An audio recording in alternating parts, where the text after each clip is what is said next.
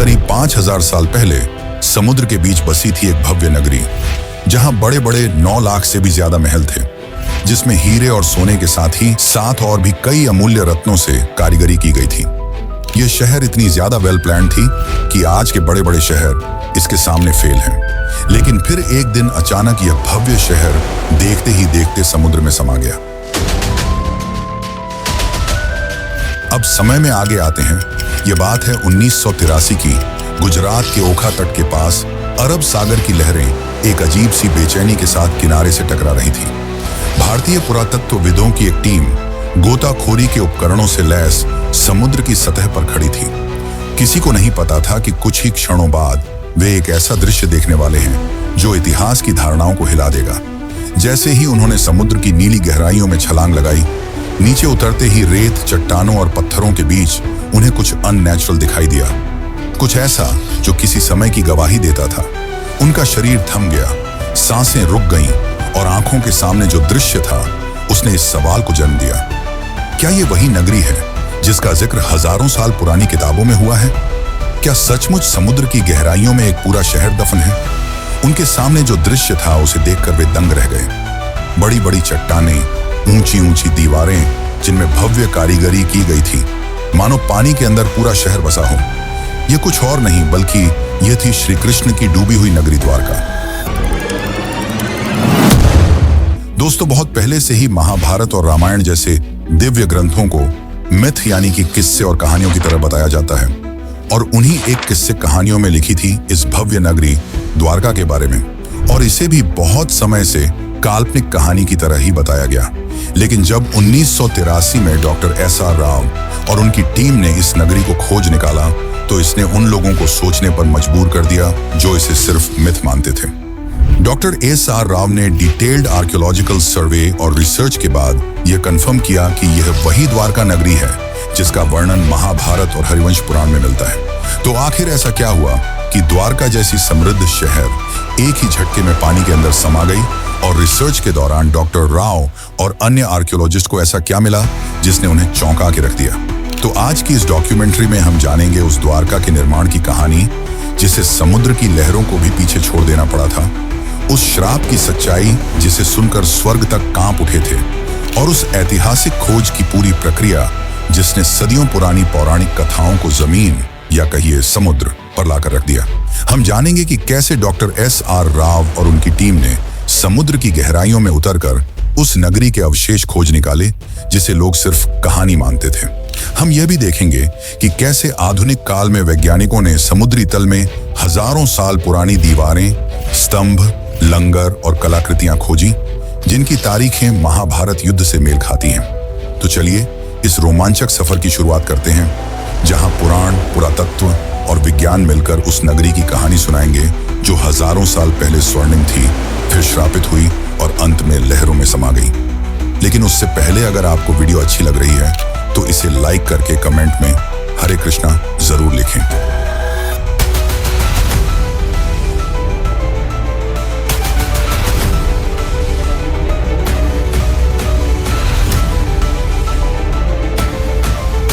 Dwarka and came to the conclusion that it was the Dwarka of Mahabharata.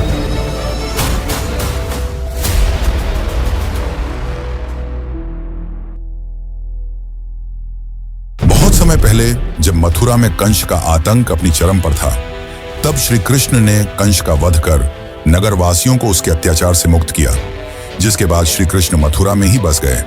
लेकिन कंस की मृत्यु से क्रोधित होकर कंस के ससुर जरासंध ने मथुरा पर लगभग 17 बार हमले किए।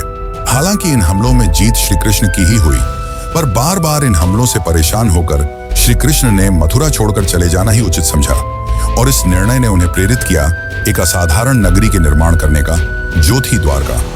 श्री कृष्ण समुद्र तट पर गए और समुद्र देव से प्रार्थना की, हे वरुण देव, मुझे मेरी प्रजा के लिए शांति और सुरक्षा चाहिए। मुझे अपनी गोद से एक टुकड़ा भूमि दो जहां मैं एक नई नगरी बसाऊं। वरुण देव मुस्कुराए और उन्होंने श्री कृष्ण को समुद्र के बीच 12 योजन यानी कि लगभग 153.6 किलोमीटर भूमि दान में दी, जिसके बाद गॉड ऑफ आर्किटेक्ट यानी कि भगवान विश्वकर्मा को इस नगरी के भव्य निर्माण का कार्य सौंपा गया। अंततः उन्होंने इस भव्य नगरी का निर्माण संपन्न किया। महलों की ऊंचाई जैसे आकाश को छू रही थी, दीवारें सोने की थीं, फर्श चांदी के। नगर के चारों ओर विशाल द्वार थे, इसीलिए इस नगरी का नाम पड़ा द्वारका, यानी द्वारों का नगर। हवाओं में सुगंधित फूलों की खुशबू थी, गलियों में मोर नाचते थे और बीचों बीच बना श्री कृष्ण का महल तो ऐसा प्रतीत होता था मानो स्वर्ग पृथ्वी पर उतर आया हो। नगर की सड़कों को इस तरह से बनाया गया था कि वे सीधे बंदरगाह तक पहुंचती थीं। समुद्र से व्यापार के लिए विशेष गोदियां बनाई गईं, जहां जहाज आसानी से आ जा सकें। शहर में जल आपूर्ति के लिए सिंचाई प्रणाली थी, जो उस काल में अत्यंत दुर्लभ मानी जाती थी। स्वच्छ जल के तालाब, हरे भरे बाग और सजे हुए बाजार इस नगरी को न केवल सुंदर बल्कि पूरी तरह आत्मनिर्भर बनाते थे। भागवत पुराण के अनुसार द्वारका में कुल 900 से अधिक भव्य महल थे, जो चंद्रकांत, हीरा, मणि और सोने से बने थे। श्री कृष्ण ने स्वयं उन महलों को अपने प्रियजनों के लिए बनवाया था। बलराम, रुक्मिणी, सत्यभामा, जाम्बवती और अन्य रानियों के लिए अलग अलग राजमहल। ये महल न सिर्फ वास्तुकला का चमत्कार थे, बल्कि अध्यात्म और भक्ति का प्रतीक भी। लेकिन यह अंत नहीं था। अब शुरू होने वाला है वो अध्याय जिसने द्वारका को कालातीत बना दिया। एक ऐसा नगर जिसे स्वयं भगवान ने बसाया, देवताओं ने सजाया और समय ने इतिहास में दर्ज कर दिया। लेकिन जहां निर्माण होता है, वहीं विनाश भी इंतजार करता है। द्वारका की यह स्वर्ण गाथा आगे चलकर एक ऐसे श्राप की छाया में डूबेगी जिसकी कल्पना तक किसी ने न की थी। महाभारत का युद्ध समाप्त हो चुका था। धूल में लथपथ योद्धाओं के शव, बिखरे हुए अस्त्र शस्त्र और खून से लाल धरती, कौरवों का विनाश हो चुका था। अपने पुत्रों की यह दशा देखकर गांधारी काफी क्रोधित हो गई। उनका मानना था कि यदि श्री कृष्ण चाहते तो यह युद्ध होता ही नहीं, परंतु उन्होंने ऐसा नहीं किया, जिससे क्रोधित होकर गांधारी ने श्री कृष्ण को श्राप दिया कि जिस प्रकार मेरे वंश का विनाश हुआ है, ठीक उसी प्रकार तुम्हारे भी वंश का विनाश हो जाएगा। इस श्राप ने यदुवंश के विनाश की नींव रख दी। लेकिन एक और कारण है जिसके चलते द्वारका का विनाश हुआ। दरअसल एक समय की बात है, द्वारका के पास एक स्थल जिसका नाम पिंडारक था, वहां एक दिन प्रमुख ऋषिगण पधारे। इनमें विश्वामित्र, वशिष्ठ, नारद, कण्व, दुर्वासा जैसे महान ऋषि मुनि उपस्थित थे। उन ऋषियों को देख श्री कृष्ण के पुत्र सांब और उसके कुछ मित्रों ने मिलकर शरारत करने की सोची। सांब ने एक गर्भवती स्त्री का रूप धारण कर लिया और उन ऋषियों के पास पहुंचे। इस बात से अनजान कि वे ऋषि कोई साधारण साधु संत नहीं, बल्कि त्रिकालदर्शी थे, जिन्हें सब कुछ मालूम था। सांब और उसके मित्र उनके निकट गए और उनकी तपस्या भंग कर ऋषियों से अपने होने वाले बच्चे के बारे में पूछने लगे। अपना इस तरह अपमान होता देख मुनिगण गुस्सा हो गए और उन्होंने सांब को यह श्राप दिया कि तुम एक लोहे के मुशल को जन्म दोगे, जो यदुवंश के विनाश का कारण बनेगी। सांब और उनके साथी भयभीत हो उठे। उन्होंने माफी मांगी, पर अब कुछ नहीं हो सकता था।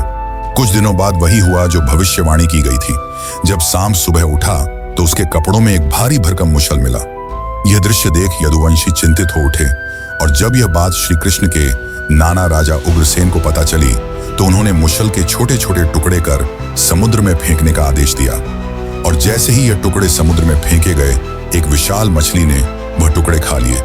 कुछ समय बाद जब कुछ मछुआरों ने उस मछली को पकड़ा और जब उसे काटा गया तो उसके पेट से लोहे के टुकड़े निकले।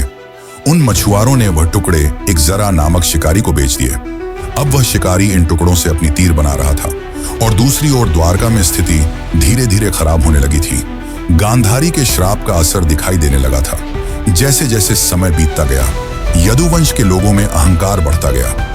भोग विलास, मदिरा और दुराचार ने धर्म और मर्यादा का स्थान ले लिया था।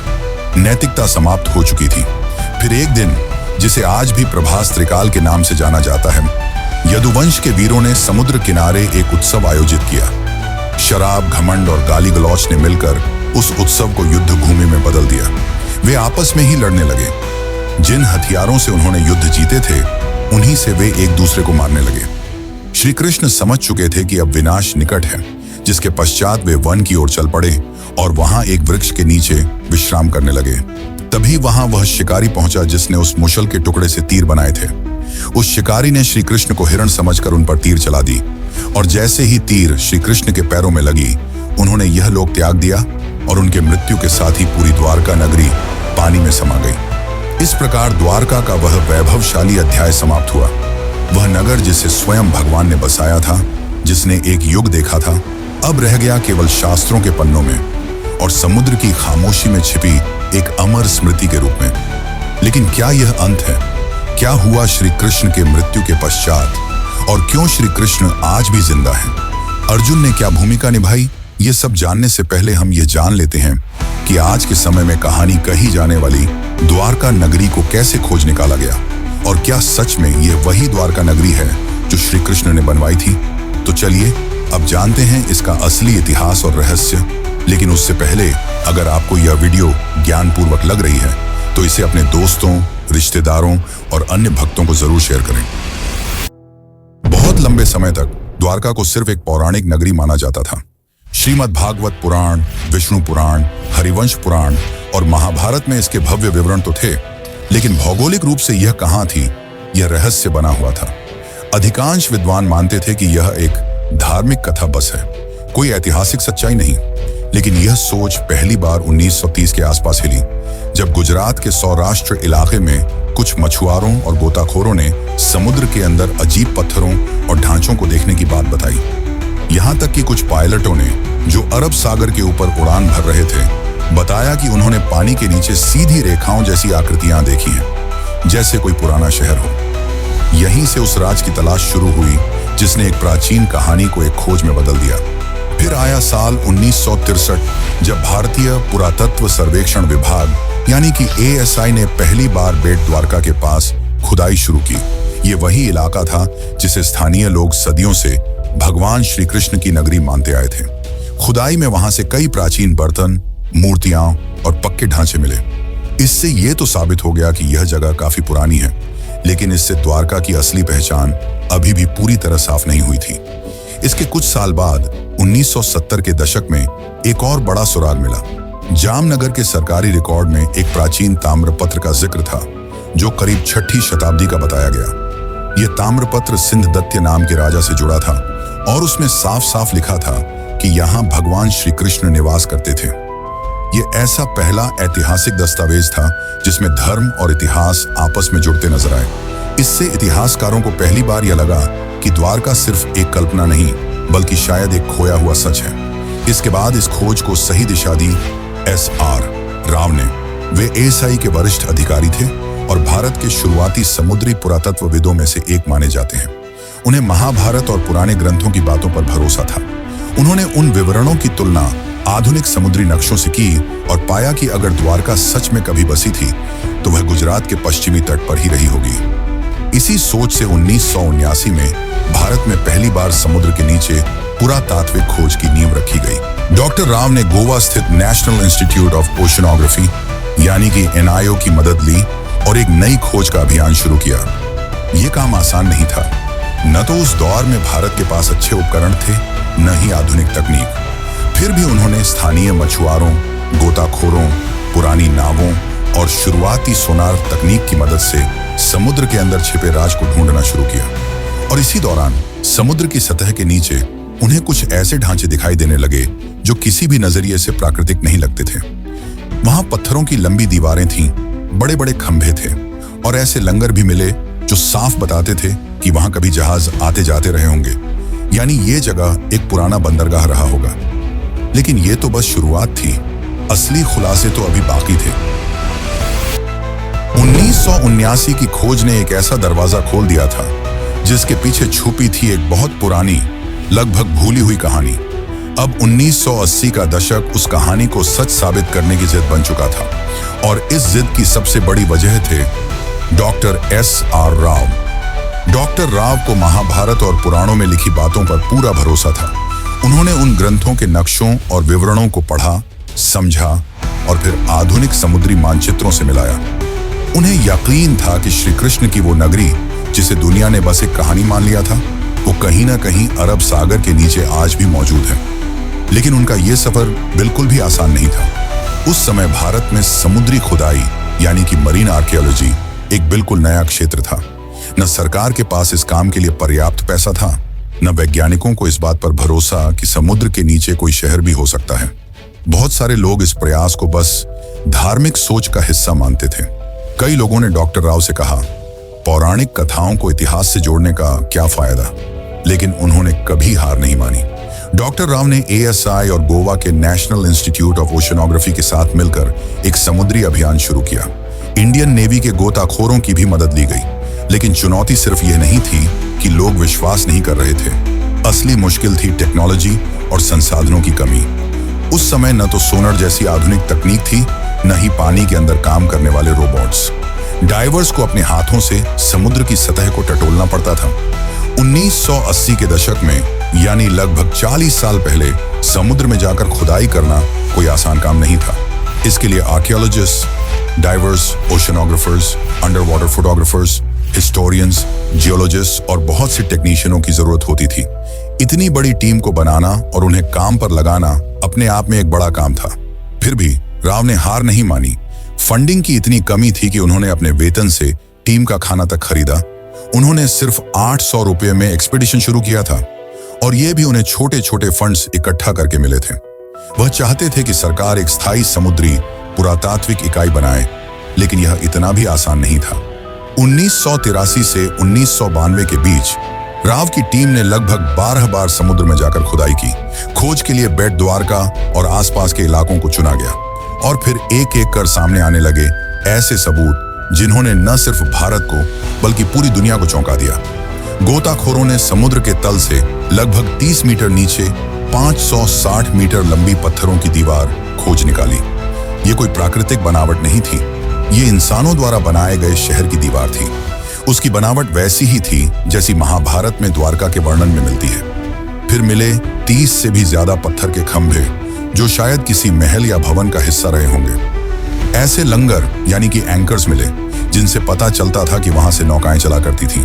कुछ 3 छेद वाले एंकर भी मिले, जो उस समय की एडवांस नेविगेशन को दिखाते थे। इसके अलावा सील, लोहे और पीतल की वस्तुएं और मिट्टी के बर्तन भी मिले। इनकी कार्बन डेटिंग और थर्मोलुमिनेसेंस डेटिंग से पता चला कि यह चीजें 1500 ईसा पूर्व से लेकर 3000 ईसा पूर्व के बीच की हैं। और तो और, एक बर्तन तो 9000 साल पुराना निकला, जिसने वैज्ञानिकों को भी हैरान कर दिया।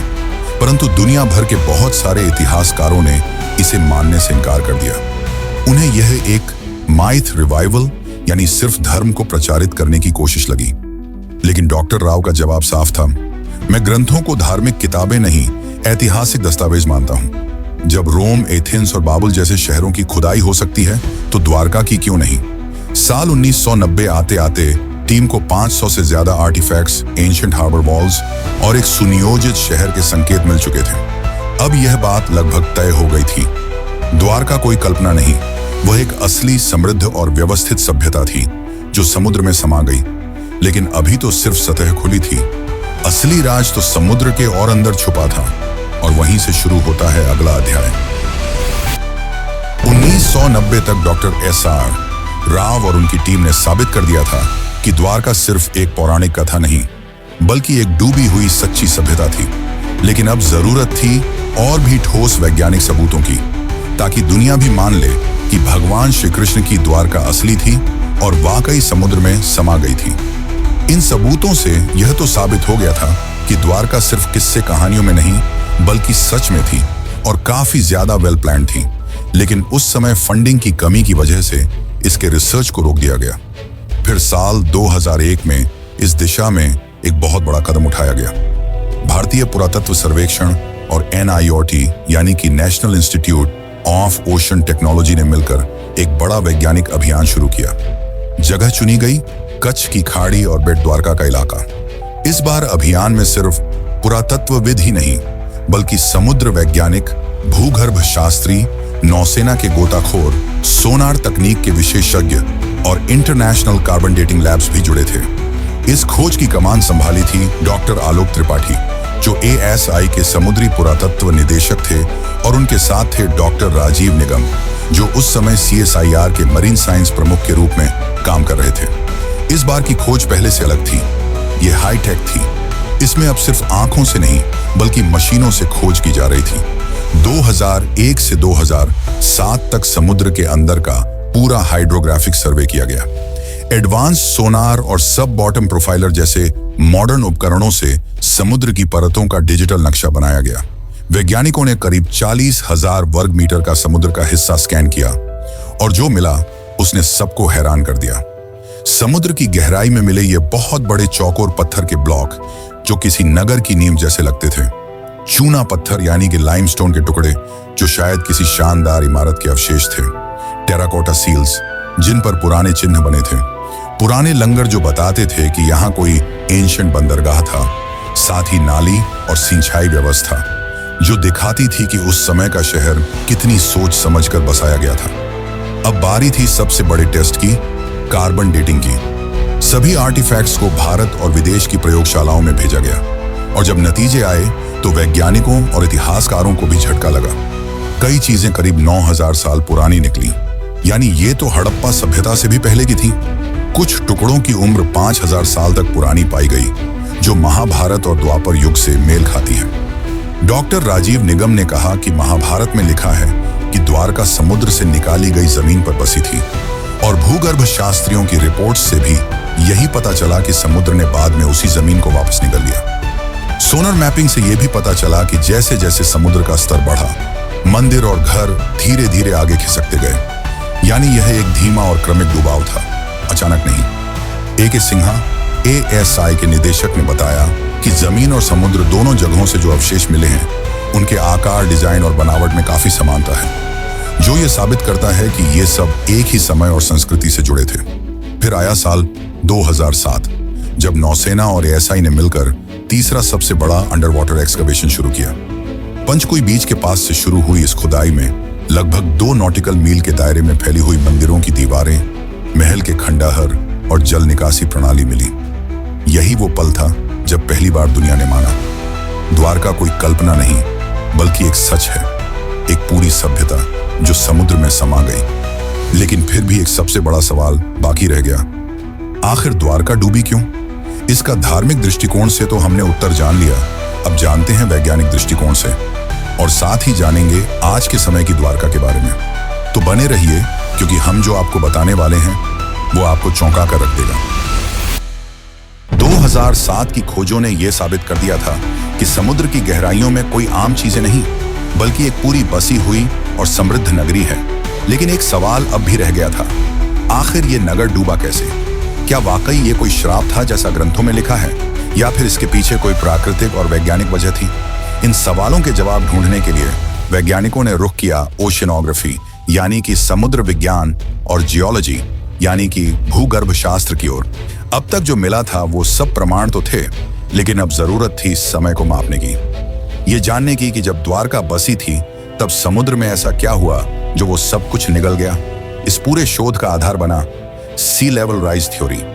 अमेरिका की SCSM यूनिवर्सिटी के प्रोफेसर रेंस ने एक अध्ययन किया जिसमें अरब सागर के सी लेवल को 20,000 सालों के डेटा के जरिए ट्रैक किया गया था। इस रिसर्च के मुताबिक 9,000 साल पहले यानी करीब 11,000 साल पहले समुद्र का स्तर आज के मुकाबले 25 मीटर नीचे था। 5,000 ईसा पूर्व के बीच समुद्र अचानक बहुत तेजी से कई मीटर तक ऊपर उठ गया। वैज्ञानिक मानते हैं कि यह घटना किसी सुनामी या समुद्री आपदा का संकेत देती है, और ये सिर्फ अरब सागर में नहीं हुआ। जब वैज्ञानिकों ने दुनिया के बाकी हिस्सों से मिले सी लेवल डेटा से इस जानकारी की तुलना की तो कैरिबियन द्वीप, इंडोनेशिया और दक्षिण अमेरिका जैसी जगहों पर भी उस दौर में बड़ी बड़ी समुद्री हलचलें और सुनामी के सबूत मिले। इसका मतलब था कि यह घटना सिर्फ भारत तक सीमित नहीं थी, बल्कि पूरी दुनिया में उस समय कुछ बड़ा हो रहा था। और ठीक इसी समय महाभारत के अनुसार श्री कृष्ण ने पृथ्वी का त्याग किया था और कलियुग की शुरुआत हुई थी। अब सारे वैज्ञानिक और ऐतिहासिक सबूत एक ही तरफ इशारा कर रहे थे।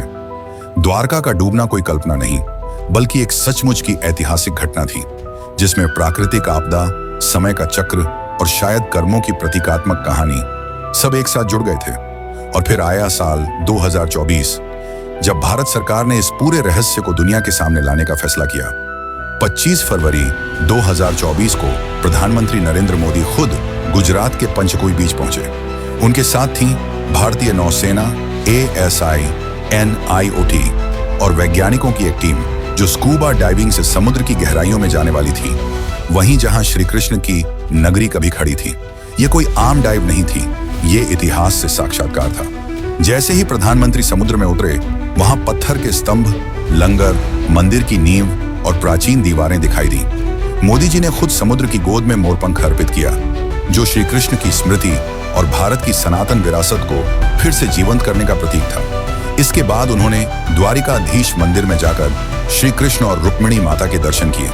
मंदिर की 52 गज की ध्वजा, जो हर दिन 5 बार बदली जाती है, आज फिर हवा में लहराई, मानो ये संकेत दे रही हो कि द्वारका की सच्चाई अब दुनिया के सामने है। आज की तारीख में द्वारका 2 भागों में बसी है। एक जो है जहां लाखों श्रद्धालु हर साल दर्शन के लिए आते हैं, और दूसरी जो समुद्र के नीचे है, जिसे आज पूरी दुनिया जानती है the lost city of Krishna के नाम से। इस 90 साल की खोज, संघर्ष और वैज्ञानिक यात्रा ने दुनिया को यह दिखा दिया कि श्रद्धा सिर्फ आस्था नहीं, वो इतिहास की नींव भी बन सकती है। द्वारका सिर्फ भारत की कहानी नहीं है, ये पूरी मानव सभ्यता की याददाश्त है, जो ये सिखाती है कि सत्य और संस्कृति को भुलाया नहीं जा सकता, चाहे वो कितनी भी गहराई में क्यों ना छुपा हो। और इसीलिए आज भी द्वारका जिंदा है, कभी मंदिर की घंटियों में, कभी समुद्र की लहरों में, और अब वैज्ञानिक रिपोर्टों में भी। तो चलिए मित्रों, अब चलते हैं अपने आखिरी अध्याय की ओर।